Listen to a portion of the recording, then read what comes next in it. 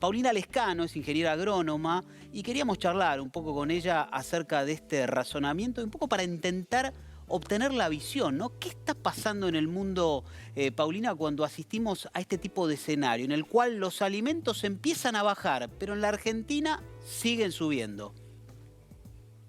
Hola Diego, ¿cómo estás?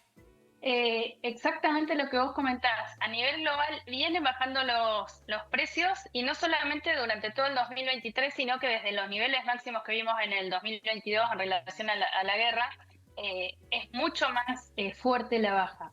Y lo que pasa acá en Argentina, te cuento, por ejemplo, si vos tomás los valores de trigo, soja, maíz, también han bajado. O sea, durante todo el 2023 bajaron un 27%. En relación a esos datos que estás comentando de la FAO, del índice de precios de alimentos, que en su totalidad bajó 13%, en nuestro país, en dólares por tonelada, trigo, maíz y soja bajaron 27%.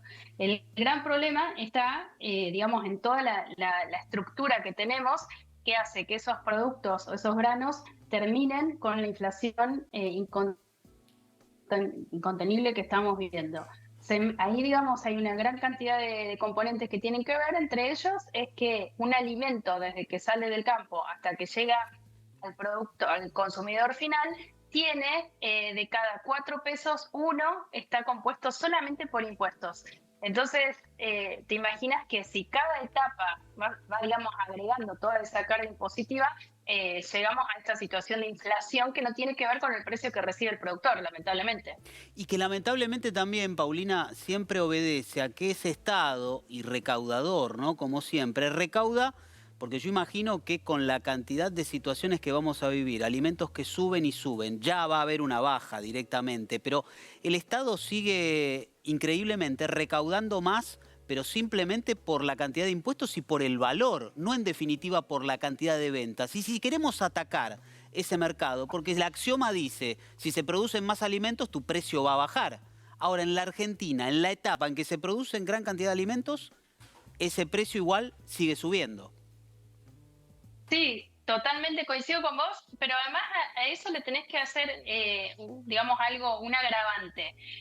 Pensá esto que te acabo de decir, los precios en realidad de trigo, maíz y soja, suponete como principales granos, han bajado muchísimo. O sea que al productor el margen, de una manera u otra, es muy distinto al que tenía el año pasado.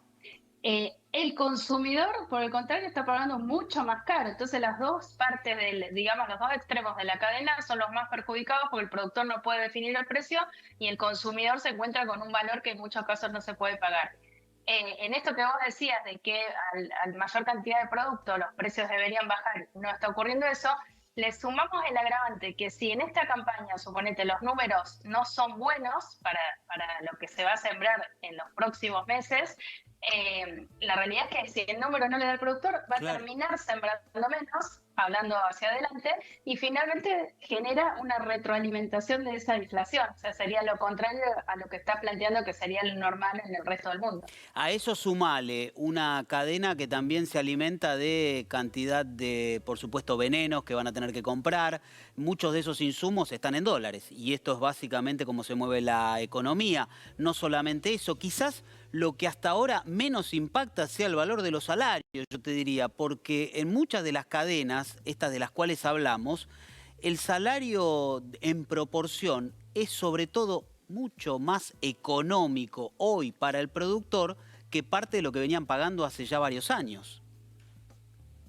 Sí, ahí quizás entramos en, digamos, yo siempre hago la diferenciación. Es muy distinto hablar de un tipo de producción, por ejemplo, en la zona núcleo, la mejor zona del país, de trigo, maíz y soja, que hablar de un productor del NOA, o sea, del noroeste o del noreste del país, del sur, etcétera, de una producción de una economía regional. O sea, son dos realidades totalmente distintas. Entonces, por ahí englobar que en todos pasa lo mismo.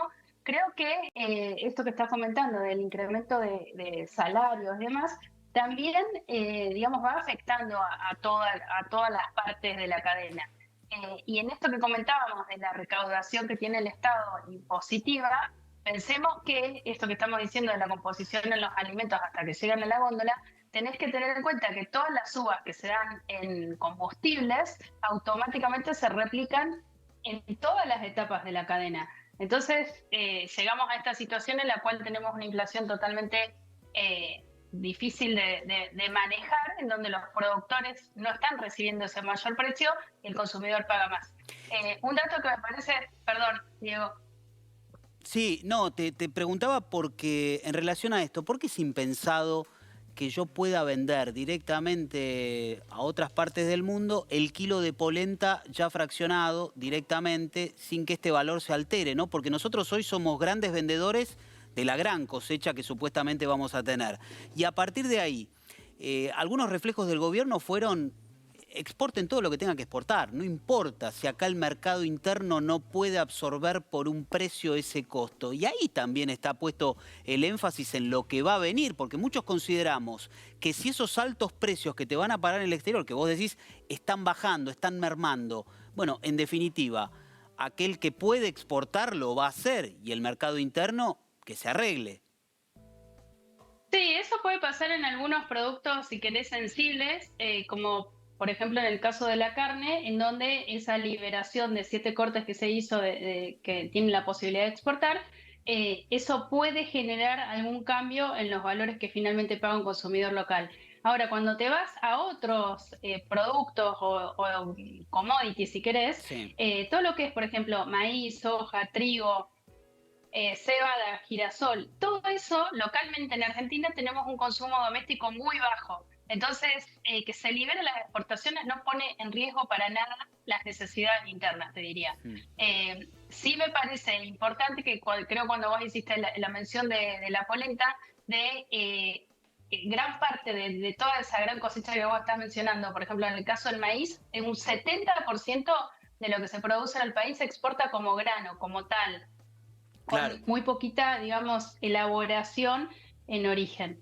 Eso sería un cambio deseable que ocurra justamente para que todo ese maíz se transforme en Argentina, en las distintas regiones en las cuales se produce, pero para que eso ocurra tiene que haber muchos cambios que todavía no se están dando y que seguramente va a llevar tiempo, ¿no? Pero hoy no hay riesgo que si se libera la exportación de soja, trigo, girasol, cebada, etcétera, localmente tengamos que ver fuertes subas de precio. En el ¿Cuál caso de es? la carne quizás Sí. es más sensible.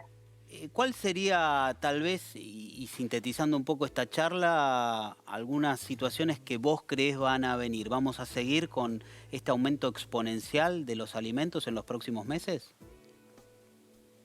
Yo creo que no, porque evidentemente el consumidor no puede convalidar gran parte de las uvas que se están dando ahora. Creo que poco a poco va a haber una corrección. Lo malo es que digamos, esa corrección haga que finalmente muchas producciones se vean tan afectadas que tengamos una caída de producción digamos, en los próximos años, ¿no? Como una cosa terrible.